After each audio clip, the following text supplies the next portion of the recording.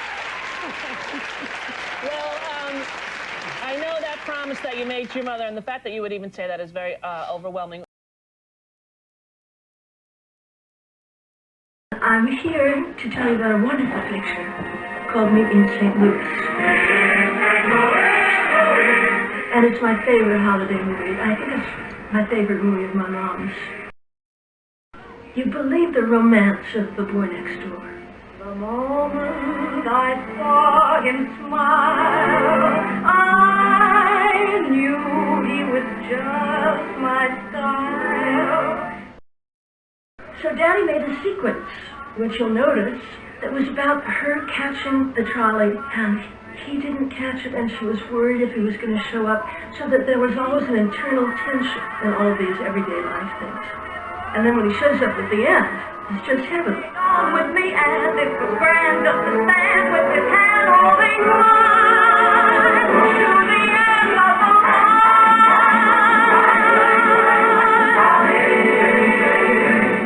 She didn't want to do the movie.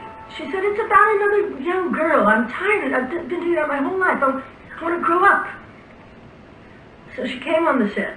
She started to kid all the lines. In other words, say them like with a, a wink and a nod. And Daddy said, cut. He said, you have to believe this. And she said, well, come on. And he said, no, it's vital. Everything that you do has got to be the most important thing that's ever happened to you in your life. You have to care passionately, or the audience will. And she thought about it and thought about it. And as she listened to him talk, she told me she fell in love with him. He was just crazy about her after. If you notice throughout the film, she's always photographed in a frame. In the window, in The Boy Next Door, and then another time in the window when she's singing Have Yourself a Merry Little Christmas. Have yourself a merry little Christmas. But it was so important that it was just the right tone in the film. And of course, the way, the longing and the caring about her little sister. What she sang it is everything you ever wanted your big sister to be like. We've all wanted somebody in our lives that would understand and make us feel better. Personally, I think that it's so appealing to all of us because I think we'd all like to have that family. Oh, Papa, you've given us the nicest Christmas present anybody could ask for. It just amazes me. I don't know, I'm bragging about my parents' film. I'm sitting here. Why don't you just watch and enjoy it? Right here where we live. Right here in St. Louis.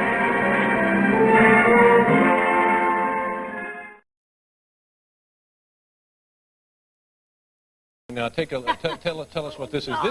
This facility right here. This was taken in the Ed Sullivan Theater. Is that correct? Right here. Yeah. And this, of course, is Ed Sullivan. Yes. This, of course, is you. Yes. And I'm thinking, I asked you, you look like you're probably 15 or 16 years old. Is that close? That's perfect. And this is your mother, Judy Garland, there. Yes. And this was the... do you remember what the two of you did on the show that night? Actually, I was performing, and my mom was in the audience watching. Well, now, what was that like to go through something like that on a national live television show and your mom's right there?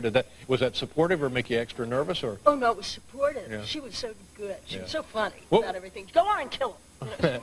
What was the first time the two of you worked that you can remember together where you were part of what she was doing or vice versa? I remember driving to school, and on the way to school, she would teach us all songs, my sister, my brother, and myself. And I remember thinking, this is what I want to do, because it was so much fun. And then I had never seen a Broadway show, and when I did, I thought, because Hollywood, to me, seemed like it was boring making movies. But I saw Gypsy, and I went nuts. But my mom was always with me. And tell us about, at that time, when you moved away from home, your relationship with your mother. How was that then? Oh, it was wonderful. She was always she's so different than everybody thinks she was, because she was funny and so smart and so hip. There was nobody really funnier than she was. And I can remember coming home from school and saying, Mama, everybody keeps saying you're unhappy and you're this, you're that. And she said, well, it's none of their business what goes on in this house. In this house, we laugh, but nobody needs to know that. Yeah, yeah. They like to think what they like to think, so leave them alone. And could you just have regular mom-daughter conversations all the time about anything, especially when you were separated like that? You're in New York City, and she certainly knew everything there was to know about show business, so she could help you out, I guess. Yeah. But you know something? There's one story I wish I could have told her, and that was the story of the night that I did that show, Liza with the Sea. It was just once through, 1 hour. A concert for television. Live television, 1972. Yes, and it was 8 cameras, and Bob Fosse had done it, and Fred Ebb wrote it, and it was all special, and we rehearsed for 6 weeks, and then we rehearsed up until the last hour, and there was no time to go home and to get changed and come back. Just had to go do it. Well, not really. I thought, well, I got to take a shower, and I said, there's a hotel across the street. Why don't I go to I'll go to the hotel across the street. So I rush over to the hotel across the street with a hairdresser and the makeup lady, Tina, and I get in the elevator, and right before the door shuts, another couple get in. And I look, and there's a very, very tall woman with feathers and shorts and lace stockings and boots and a whip. Whoa! And with her is a little man who's trying to disappear into the woodwork. He's just trying to... I was in a hooker hotel. But I went upstairs, and I was laughing about it, and at the last minute, I looked out the front window, and I looked down, and there were all of these people sipping champagne and getting ready to go in to see Liza with the Z, this Bob Fosse production. It was also... And there I am in a hooker hotel, and that is the story of life for me,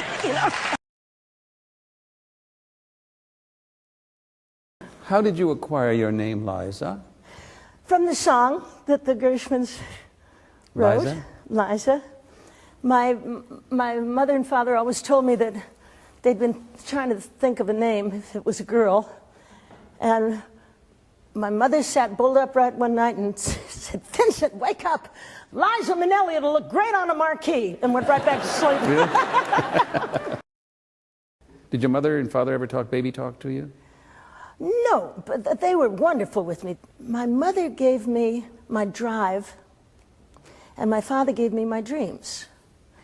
And the combination of the two was so wonderful, because my mother's sense of humor was hilarious, I can remember as a kid saying, Mama, they don't know you're so funny. And she said, they're not supposed to know.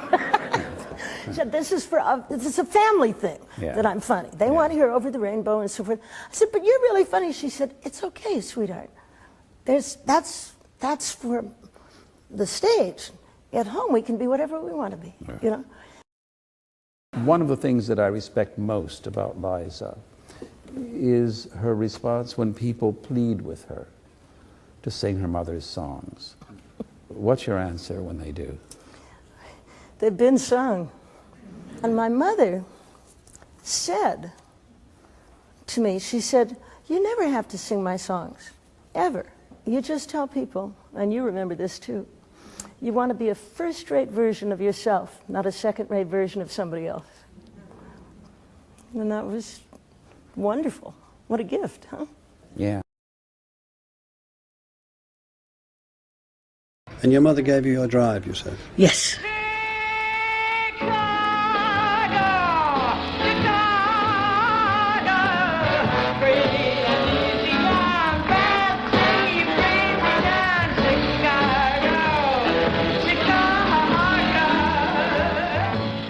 There's a performance you did with her here in London at Palladium in '64. Yes, the only time we ever worked on stage together, ever. What was that like? It was in London. Oh, it was terrific. What was it like being on stage with her? Well, it was very funny because she was in the wings, right? And there I am, I get on there, and I sing my first song, and she's standing right in the wings, she's going, yay, bravo, oh, that's go, baby, get him, that's great, get him. And I can hear, and I sing the next song, and the public goes wild, right? They really liked it. And she went, yeah, baby, you get him, you get him, you get him. The third song, there was even more applause. I think they were relieved, but there was more applause. And I heard this, yeah, yeah, go, Liza, yeah.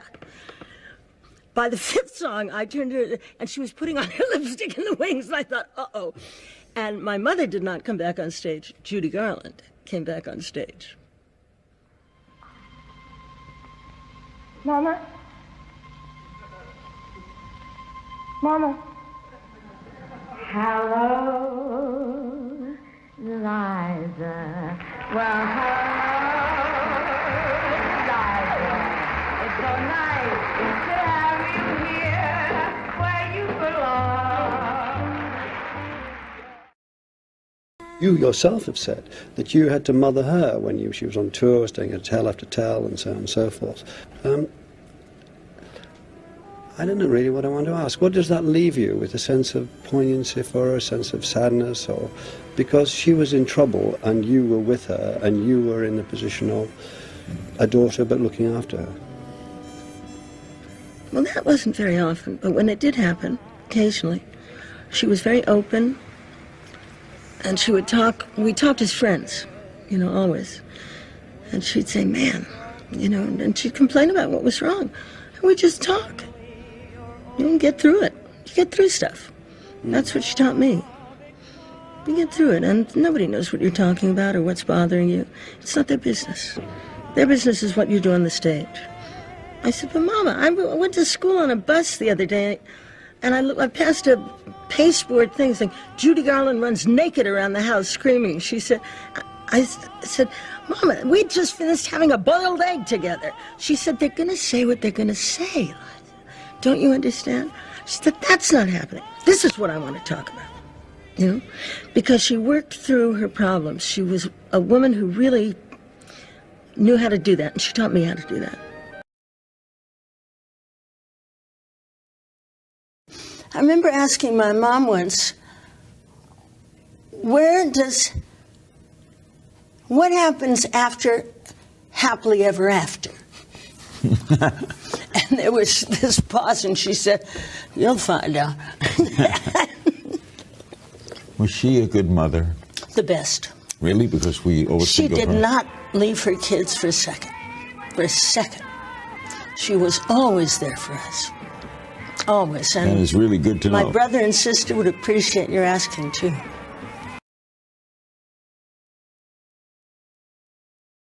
It was an industry town. You were on schedule. Your parents got up, had breakfast, and went to work. They came home at a certain time. You know, when you were younger, you had dinner before them. They kissed you goodnight. And it was very, very organized. So it wasn't anything that was glamorous. It was just organized. Do you recall, because you were a kid, but did they talk show business a lot, or was no. Other things they were talking about? No. When they came home, the last thing they talked about was show business. Mm-hmm. It was a day's work. Were you aware from a young age what hard work that was? How hard they worked? Oh, yes. Because I spent so much time there. Yeah. You know, and it wasn't just they did something and then moved on. Mm-hmm. It was take after take. You know, first it was the main angle, and then the medium shot, and then the close-ups, and then the over-the-shoulder shots. And I thought it was so slow. It's just slow. Right. At what point did you really realize that your parents were famous? I mean, you were famous from the time you were born, so you kind of grew up with Everybody's that. parents were famous where I grew up. Yeah. Everybody, you know. So you were just used to that as part of the world you lived in. You know, we lived next door to Humphrey Bogart and Betty McCall. And Sammy Kahn lived across the street, and Lana Turner lived over here. And it was an industry town. So I didn't realize it until I moved away. Mm-hmm. Then I remember when I came back, I thought, oh my God, look at this. It was like 3 years. I said, look at these houses. Gee, Christmas. This is so luxurious. I grew up here. I was living in a really small apartment. Mm-hmm. In New York. Yeah, and that's, it really threw me. Now, did you watch your mother work very often on films? Oh, sure. And do you remember any particular moments that delighted you as a kid watching being filmed? Well, I loved watching The Pirate. Uh-huh. You know, that was super. And that was your dad directing that? Yeah, indeed. Oh, it was just wonderful, because it took 2 years to make that movie. Because, you know, he wanted it perfect. And he loved photographing Mama. There were sequences where he would just let her roll. He'd say, this is what I'd like to get out of it. I'd like you to be here when we start, go over there, and arrive here. And she'd say, and he'd say, and do what you do. And she had that big fight with Gene Kelly, where she breaks all the furniture.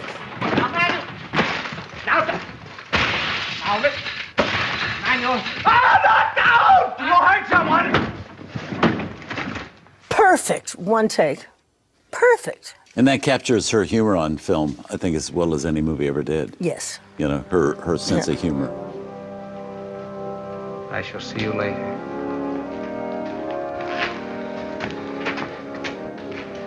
Coco. He won't get away with this. He won't get away with this. Manuela! You know, there was a movie called The Clock, which is so brilliant. And Mama didn't like the way it was going. And she said, I want Vincent Minnelli. And we should also add in here that this is like the first movie she'd ever done where she doesn't sing. This is like a straight dramatic role. So Yes. this is a very important film for her. Huge. Yeah. And it wasn't going well. So she said, I want Vincent Minnelli. And they brought him in.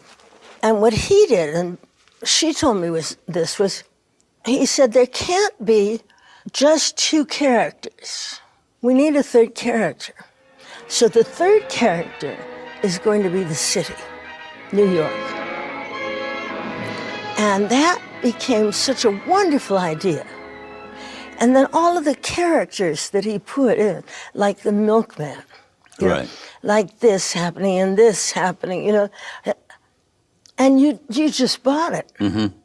And there are moments, like, I mean, when they watch those people get married after they'd been married, you know, by a judge who's on his way home. You husband and wife. May God bless your union. Here, you take this. Boss, here's the 518 local. Fine. And then they pass by a church and these people are getting married in a beautiful gown and they're just standing there.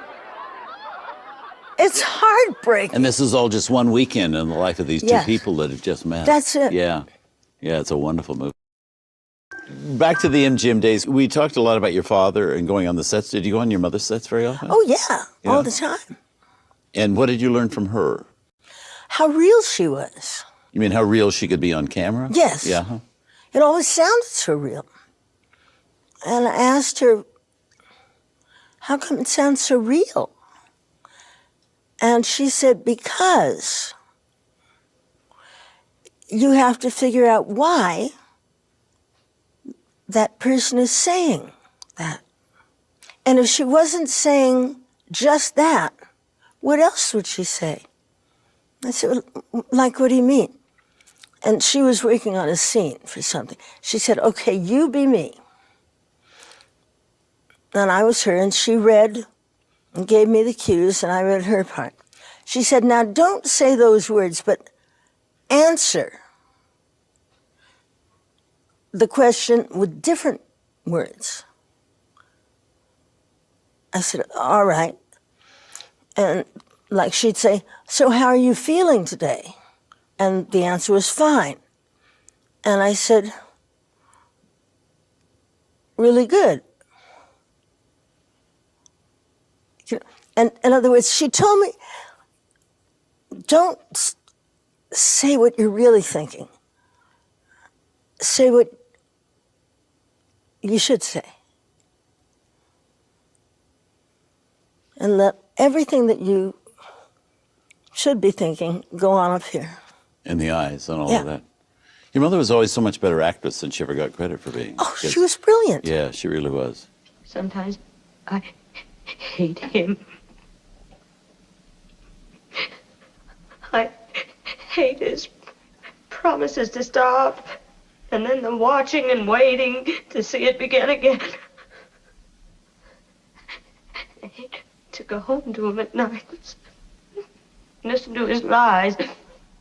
Well, my heart goes out to him because he tries. He does try. But I hate him for failing. I hate me, too. I hate me because I failed, too. I have. She was brilliant. You know, amazing. Did she ever talk to you about acting once you became an actress? Not very often, but I can remember her sitting with me for a couple of hours once and talking about it. Then she sent me to Uta Hagen in New York City, who was just a brilliant teacher. What she knew was that if I was even going to try it, she wasn't going to let me get into anybody's hands who wasn't good. And she kept saying, "Are you sure you want to do this?" I said, Well, yeah. she'd also, you know, she had a long career. I mean, Sure. a long, hard fight for her career and everything like that. So it'd be natural she wouldn't necessarily want her daughter to be No, in the business and have of to go course through not. that. But I didn't want that. I wanted to be on Broadway. Yeah. So when she had problems that she went through and all of that, were you aware of that, or was that kind of kept away from all of it? Oh, no, I was aware of it. And did it bother you? How do you handle that? I was right there. How do you handle that when your folks are going through problems like that? Like every other kid. You try and help. You try and be there. You don't talk about it outside the house. None of us did. Hmm? And you just try and be there. Do you remember the first time you saw The Wizard of Oz? No, I really don't. I think I saw it again in a big theater, but I can't remember. Because it frightened me. There was this little girl who I didn't know. Yeah, did you relate to her at all? No. That was your mother? No, had nothing to do with it was this little girl. And these monkeys flew away with her. It just, I didn't like it. Spooky.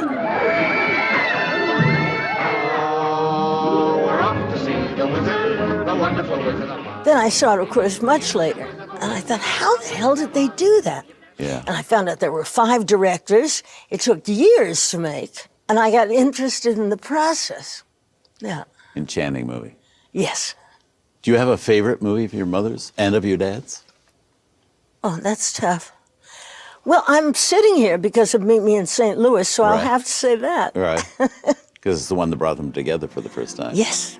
The moment I saw him smile, I knew he was just my style. My only regret is we've never met, though I dream of him all the while. Now, you did a show in honor of your father on Broadway, Minnelli Yes. and Minnelli, which was a big success for you. Yes. Done at the Palace, wonderful show. Thank you. You've never really done one on your mother. Is there a particular reason for that? Well, I haven't done it yet. When I can think of the right way to do it and to say what I want to say, which is, first of all, to not be maudlin, and second of all, to be completely honest and truthful, I'll figure it out. So, we'll have to wait and see. You performed with your mother at the Palladium. Talk just a little about that, the experience of performing with your mother. She said, I want you to come and do the Palladium with me. And I said, no.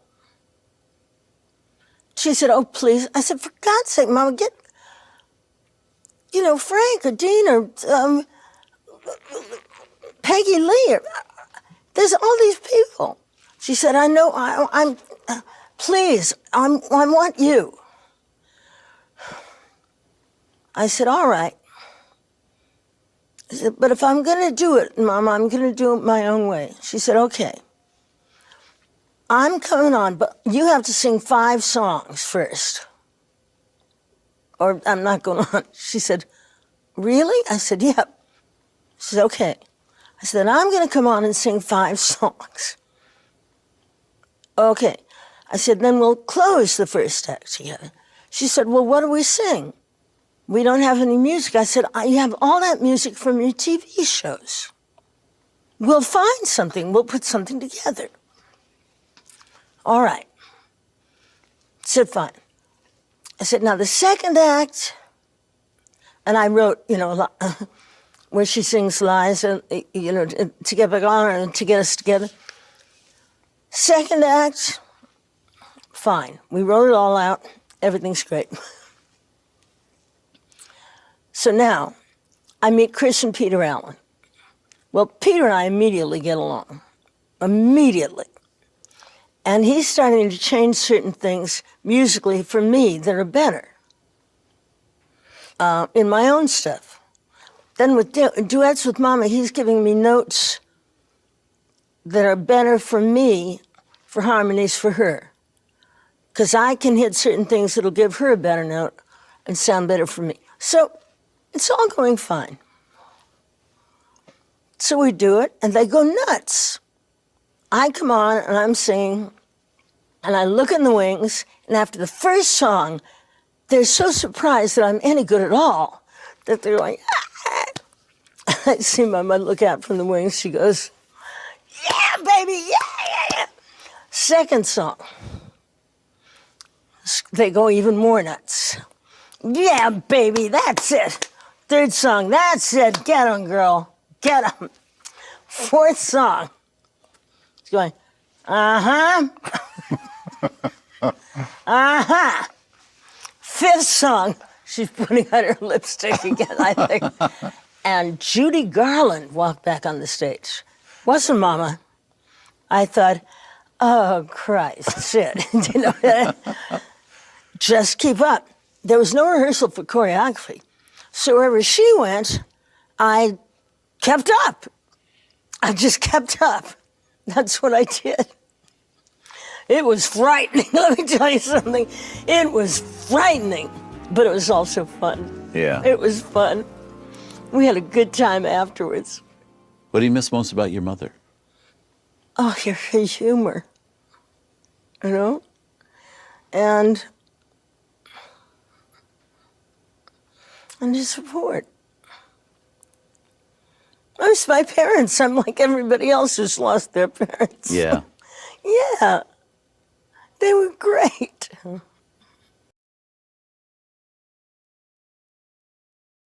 Yeah. But this is, there's one song on there, On Such a Night as This. Yes. You mentioned Judy Garland, who of course is your mom.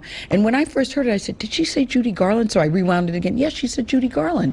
So I'm wondering, do you have a favorite memory of your mom? You know, because for us, Judy Garland is Wizard of Oz and Dorothy, but of course to you, she was Mom. Do you have a favorite memory of Judy Garland, your mother, as a little girl and then as an adult that stands out? Sure. I mean, I used to like it when we made taffy.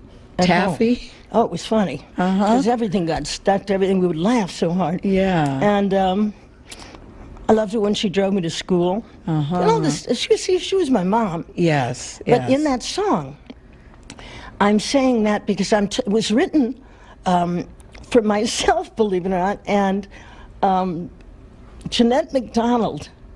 And it was about people who lived underground at a studio. Yeah. The older people. Yeah. And they came out, and this lady is showing me around the studio. Yeah. So the lyric just says, "'Twas such a night as this when Judy Garland swore, I just adore him, how can I ignore the boy next door? Yeah. On such a night did Gershwin write his Rhapsody." So there are all these bits and pieces of this lady's memory. Yeah. And I just think it was lovely. And indeed, it was written for me when I was 16. No, I just love that image of you and Judy Garland making taffy. I got to sit with that for just a second.